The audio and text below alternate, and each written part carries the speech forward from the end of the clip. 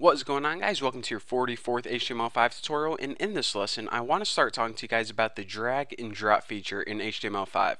Now, whenever we think of drag and drop, of course we know what it is. It's being able to take an icon or image or anything you want and drag it over somewhere else and drop it. And what action this performs, you can either drop it into folders to organize it, you can drop your files into, little boxes to upload them or maybe download them.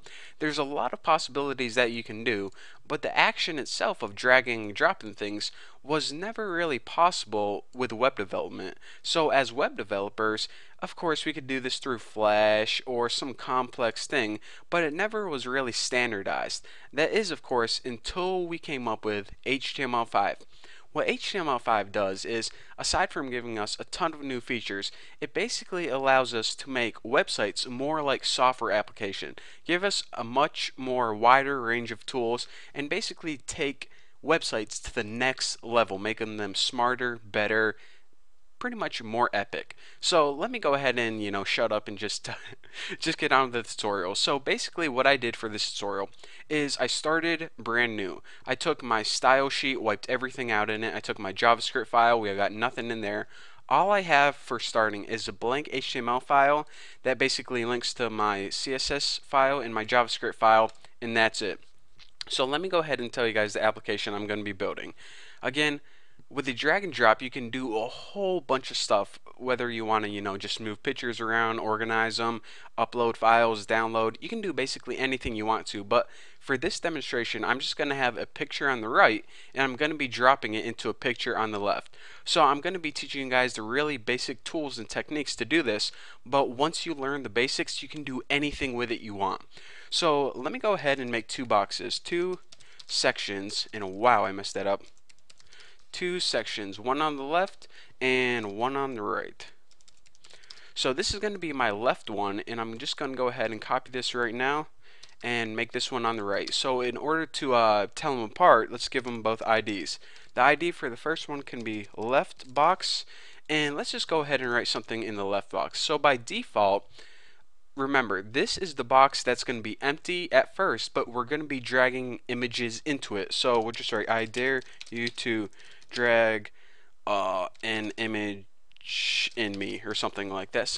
Make it stupid, or else your web page isn't going to work. So like I said, this is going to be the one we're going to be dragging images into. So in the right one, of course, let me just go ahead and steal this ID right here, and we will make this one right box. Can you guess why? Because it's going to be on the right hand side. And inside here, we want an image in here by default. Now this is the image that we're going to be dragging. So let's go ahead and add an image, img. And by the way, in HTML5, you don't need that ending tag. If a lot of you guys were like, hey Bucky, you forgot, like right here in your link, you don't need an ending tag in that one either. That's with XHTML. So I just want to clear up that. But let's go ahead and give this image an ID, because whenever we reference it in JavaScript, we need to reference it through its ID. So ID equals facepic, because it's going to be that picture of my face. I don't know if you guys remember what one it is. But just make the source equal to images slash, what was I think it was called myface.ping. Let me go ahead and test this out real quick and see. So run, launch this baby in Chrome, and see what we got. So this is going to be the first section right here. I dare you to drag an image in me, and that is my beautiful face. So if you guys didn't know what I look like, this is actually a good looking dude. I don't know who this is, but he looks pretty good. It's me, by the way. Spoiler alert. So, let's check out that layout one more time. This is a pretty nice looking layout, but whenever we're dragging and dropping stuff, it can be really confusing to know that we can drop stuff into here. So let's go ahead and hop over to CSS, and let's make this just a little bit prettier. So the first thing we want to do is make this box pretty, the left box. We actually want to turn it into a box so the user knows that there's a specific area that they can drop things into. Now the ID of that box was left box, so let's go ahead and copy that. And remember, whenever you're working with ID, just go ahead and use that sign, left box. So what rules can we put? First of all, let's go ahead and float this baby to the left, because remember, it's the left box, so we want this one to be left first. Now let's give it a set width of 250 and a set height of 250 pixels. I actually forgot the pixels in that first one. And this is just because 250 is going to appear nice in this tutorial, but again, you would want to make this different depending on whatever application you're making. And now let me just go ahead and give it a margin of 5 pixels so it isn't all bunched up together. And I also want to give it a border of, let's say, what's going to look good for this tutorial, 3 pixels, solid blue. So basically that's our left box right there. It's basically a square blue box that's on the left hand side. Now actually what we can do is just go ahead and copy this baby right here and paste it, and on our right box we can just make this float to the left, because remember, we don't need to put the left box float left and right box float right. Whenever you put something that's float left first and put something after it that's floating left second, it's going to appear after it. It's just going to be pushed up against it. So this is actually a good layout so far. Let's go ahead and look at these rules. We want the same size, that's fine. The margin, 5 pixels, that's fine as well.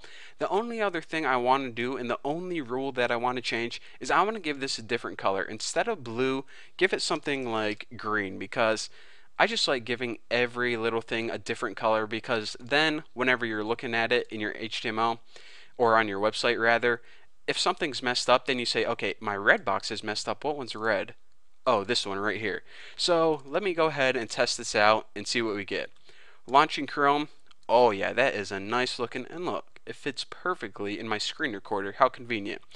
So what we're going to do eventually is we're going to be able to take this image, drag it over here, and plop it just like that. However, if we see already, the reason that we can drag this right now and it looks like it's dragging is because Google Chrome already has the ability to drag and drop images. Basically, it's ready for drag and drop. In other words, it's HTML5 compatible. But look what happens whenever I drag this. First of all, a little black, it's not an X sign, it's like a railroad crossing sign. It's like, dude, what are you doing? You don't have any functionality for this yet. And likewise, whenever I try to drop it in the blue square, it's like, yeah, you just can't do that. So what we need to do now is we actually need to make this program work. And how we do that is we hop over in JavaScript and we write all the programming for it. So like I said, our website interface in our drag and drop program is ready to go. We just need to write the programming for it. And I'm going to be teaching you guys how to do that in the next tutorial. So that's what we have to look forward to in the next tutorial. It's going to be amazing. Again, guys, once you see this feature, it's going to take your websites to a whole nother level. I cannot wait for HTML5 to be standardized, because I'm going to be super excited. So anyways, I'll shut up now. Thank you guys for watching. Don't forget to subscribe, and I'll see you guys in the next lesson.